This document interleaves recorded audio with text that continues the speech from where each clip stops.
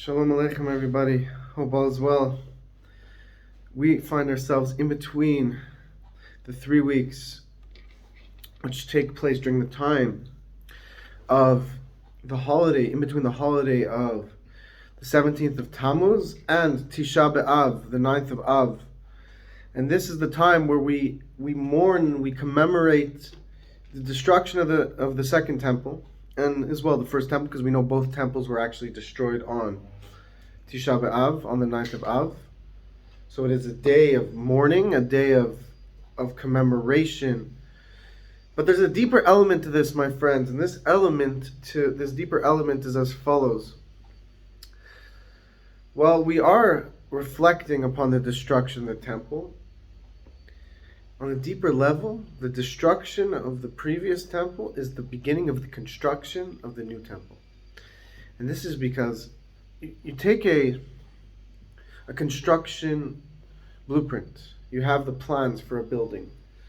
A lot of times, in a lot of cases, a building that you're about to build, you see the engineers and the architects, they have a plan. They're the ones running the show. They're hiring all the people to build the building. And they have a master plan, a general plan of the building, calculations and so on and so forth.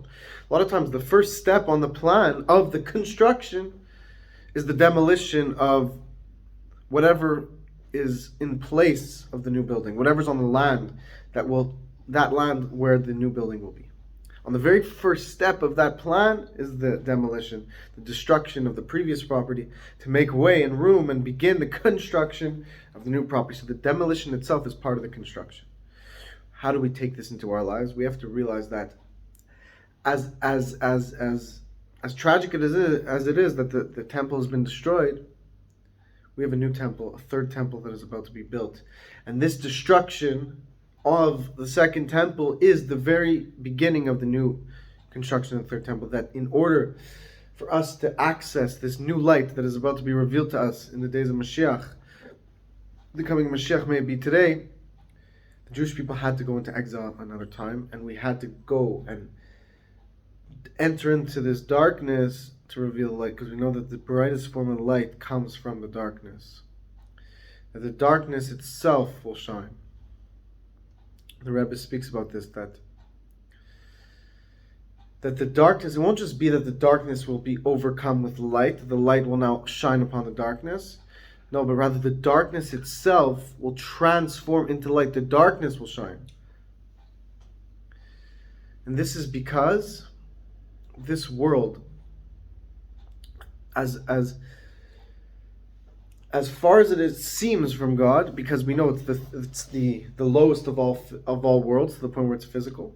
As low as it seems, as dark as it seems, it's a revelation of the power of Atzmus, of the Koach of Atzmus, of Hashem Himself. Why? Because this world is physical. It is. In order to create this world, God has to create this world every single moment from anew. Yet this is a creation called Yesh Mi'ayin. And this Yesh Mi'ayin creation of from nothing to something at every moment is a greater miracle than the splitting of the seas. Why? Because the splitting of the sea exists, and God split it. It's a miracle, but it's a miracle. It's yesh liyesh. It's from something to something.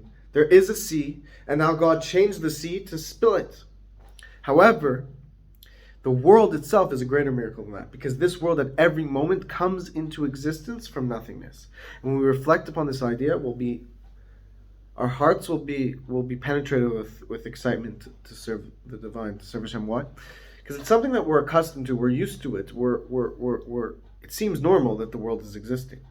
But when we use our seichel to our bina to understand that this is the case, we understand that God is creating the world at every single moment. We'll be overcome with joy, because we'll realize the miracle that's taking place in front of us at every single moment. Not just in front of us, within us. Our existence too is being created by God at every moment.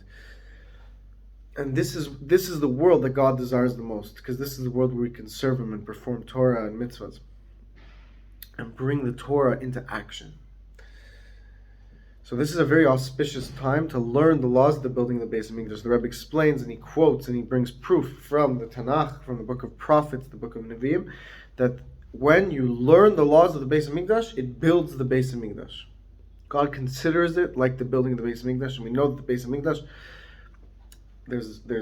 there's opinions say the Beis Hamikdash will be built down here on earth. Others say it will be built from heaven. The Rebbe explains it will have aspects of both. It will be, a lot of it will come from above, but the Mashiach will put the doors on the building, on the Beis Hamikdash, on the temple, and because when you finish the job, it's considered as if you did the whole entire job. And that is our generation, my friends. We're finishing the job of bringing Mashiach, and we will close the circuit and bring the days of Mashiach. This will happen, God willing. This could happen today, God willing.